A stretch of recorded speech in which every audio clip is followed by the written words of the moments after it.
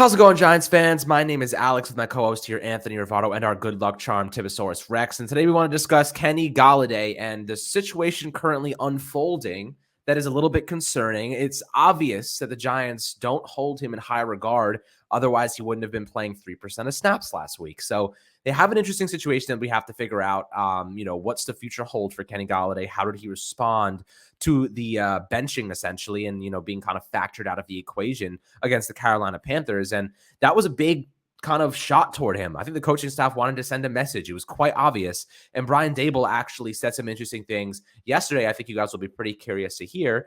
But before we dive into kind of his salary cap situation, what the options are here, how he responded to the benching, what Brian Daboll said. Anthony, how are you doing today, my friend? I'm doing great. It's a wonderful Friday afternoon, and I'm excited to talk about Kenny Golladay. I think this is a really interesting situation that the Giants have on their hands here because on one hand, you paid Kenny Golladay a boatload of money last offseason to be an alpha dog number one receiver. On the other hand, he's not that. So what do you do if you're the Giants? Because now you're tied to this player. You paid him all of this money, and you're not getting what you paid for at all. Whether Kenny Galladay's been injured for the majority of his time with the Giants, and that's true. He had a lot of injuries last season that either he played through and didn't play well through, or it kept him off the field entirely. So that's a factor as well, the injuries. And then now this season, he seems completely healthy. Coaching staff is like, you're just not even good enough to play. We're going with David Sills instead. In my opinion, it's impossible that David Sills is actually a better player and that he's actually playing better than Kenny Golladay. Kenny Golladay is a better player than David Sills. There's no doubt. But the Giants just can't seem to get Kenny Golladay going.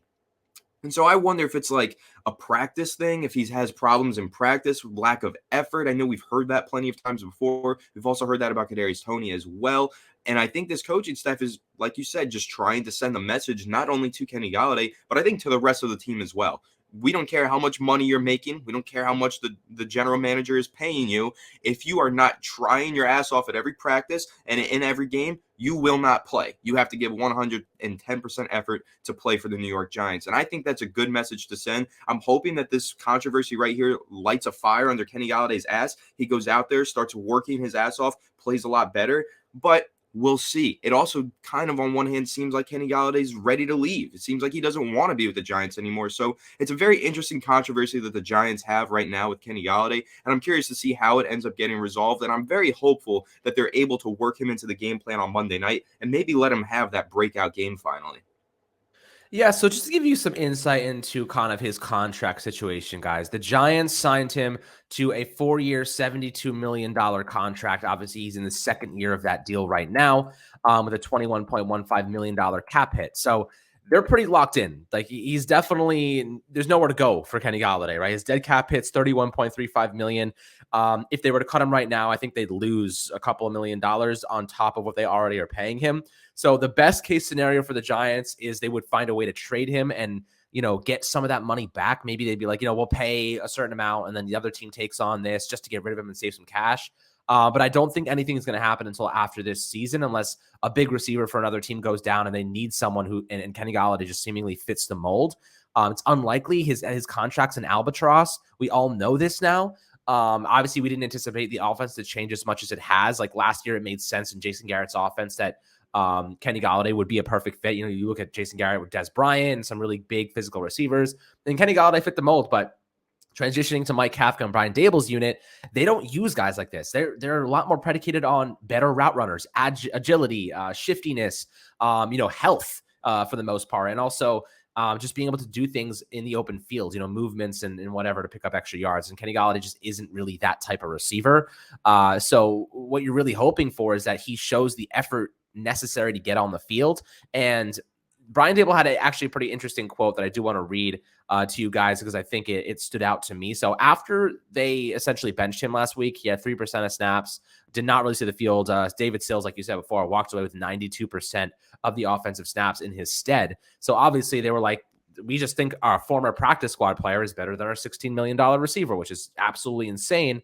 But Kenny Golladay came out and said, I am not happy. I should be playing regardless. That's a fact. Most people would agree with that. He even went on to say that some people in the locker room were confused as to why he wasn't playing. So, there definitely were some conversations had. Definitely some players that are like, this makes no sense. Why is David Sills playing? We won the game, so I don't really care.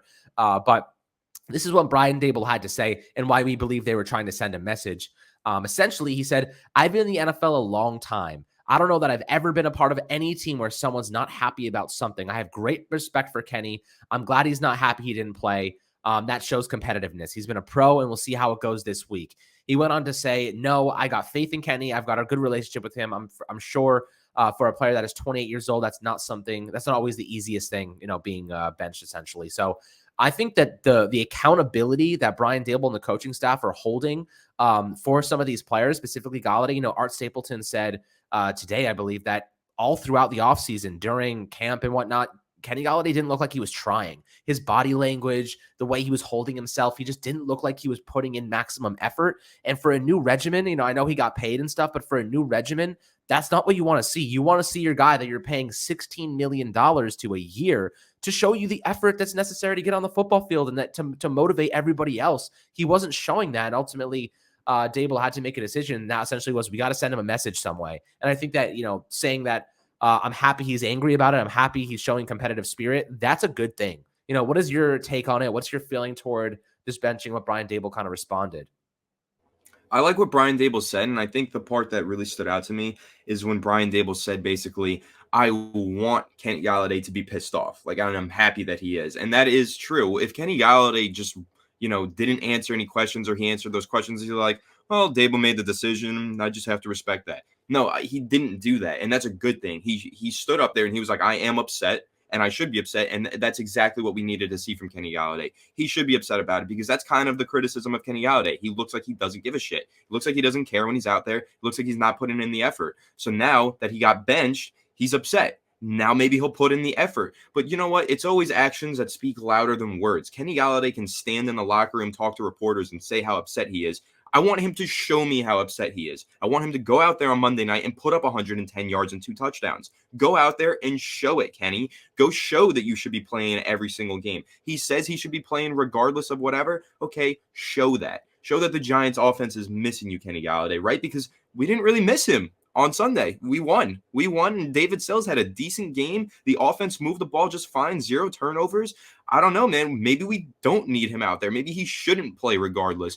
I need him to prove that he should, though. And I think, again, like I said, actions will speak louder than words. He is upset. Brian Daboll's happy he's upset. So clearly this was a way to motivate Kenny Golladay. You'd rather do this early on in the regular season so that he can actually get up to speed and play for the rest of the regular season, right? Light that spark underneath him now. Hopefully he goes on a tear for the rest of the year. That's what we're hoping for from Kenny Golladay. Brian Daboll was smart to do this now, and I think it was a great way to motivate him. But with Kenny Golladay, he's standing in the locker room. He's saying he's upset. I think he needs to show that he's upset. Actions will speak louder than words. He needs to go out there, put up or shut up, put together a phenomenal performance that can say, hey, I'm the alpha dog receiver on this team. Do not mess with me. Never bench me again. You can't afford to. I need to see that on Monday night. Yeah, and apparently this week he was showing a lot more effort too. So clearly the message worked, This kind of reminds me of when all those trade rumors came out about Kadarius Tony. I kind of felt like at the time that was a way to get him back onto the team because he was, missing OTAs and he was kind of like didn't really seem that invested. And then he immediately showed up after the trade rumors hit. He immediately showed up and he was stuck with the team ever since. So, maybe they're just finding like subliminal ways to like send messages to players without like kind of alienating them from the rest of the team, right? Reducing Kenny Galladay's workload, he went from 77% snap count to 3% last week, was a message. And the Giants won anyway. And I think that's the perfect way to send a message to say, you know what? We don't even need you to win. It's not like the Giants got blown out. It's not like they lost. They went out there and won a football game without their big receiver. And that was a message to Galladay. Hey, man, if you don't want to try, we'll go win football games without you. You can ride the fucking bench. It pisses me off, honestly, because at this point in time, we're paying this guy so much money and he's not giving us 100%. And that's obvious now. The beat reporters are saying it.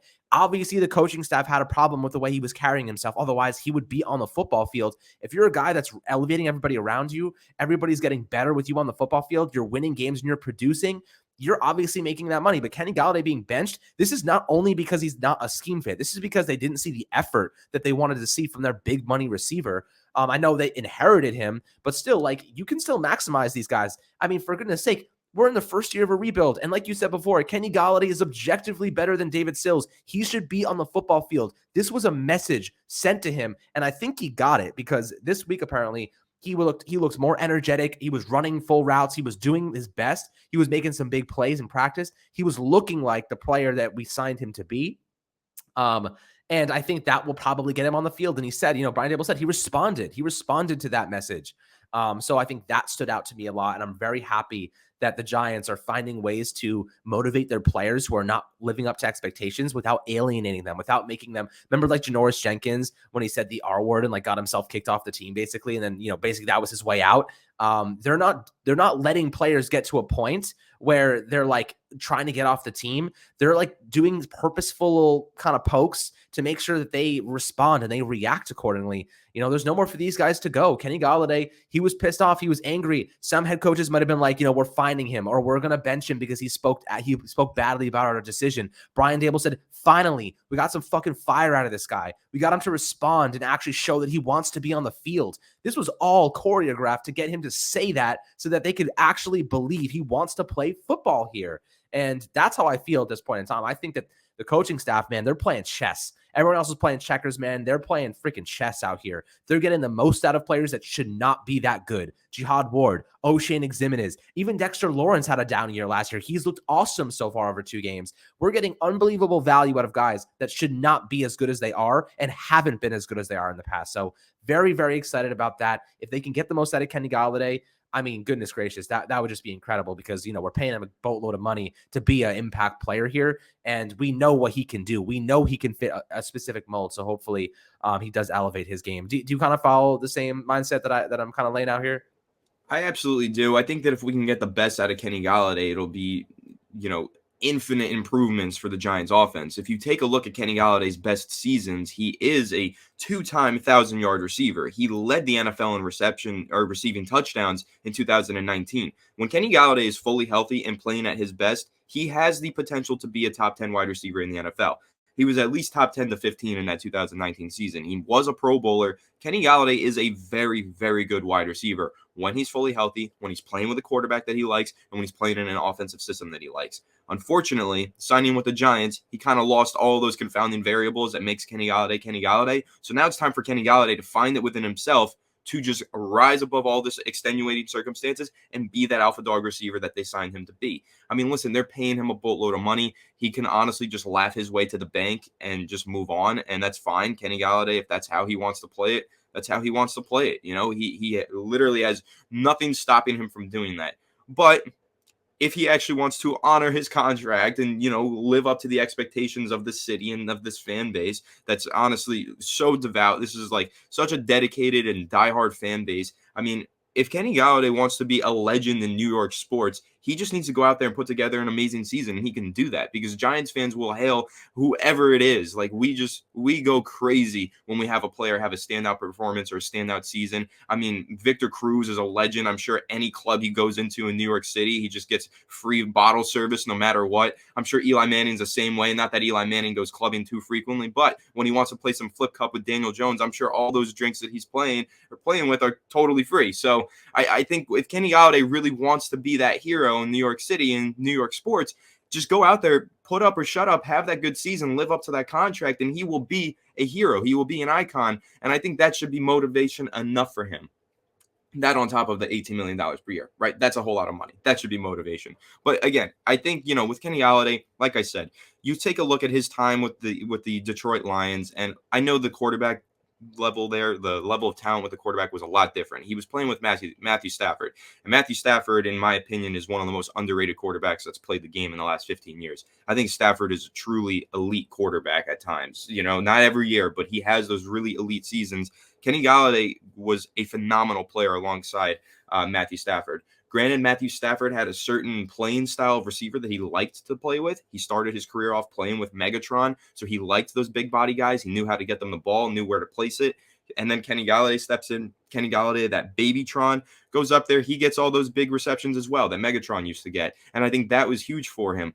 Daniel Jones hasn't really had that type of chemistry with any big body receiver. He doesn't really place the ball where those guys like it. He doesn't really throw those 50-50 balls in the right spots. And I think that is probably playing into all of this, and it's holding Kenny Golladay back. But again, like I said, all these confounding variables, $18 million, Kenny Golladay just needs to put in the work, needs to put up or shut up. If Kenny Galladay's not getting the 50-50 balls he wants, okay, Galladay, run some crispier routes and get yourself open and score some touchdowns. That's literally it. You got to find the way to win. That's the name of football. That is the nature of the sport. Find a way to beat your opponent. And that's what Kenny Golladay needs to do. So I think going into this Monday night game, like I said, this can be really an opportunity for Kenny Golladay to shut up all of the haters, all of the doubters. He can put them all to rest. All of the questions that we've had for Kenny Golladay. Is he healthy? Does he like playing with Daniel Jones? Whatever. Division rival opponent, whiteout Monday night primetime game against the Cowboys. Galladay goes out there. Again, if he puts up 110 yards, 2 touchdowns,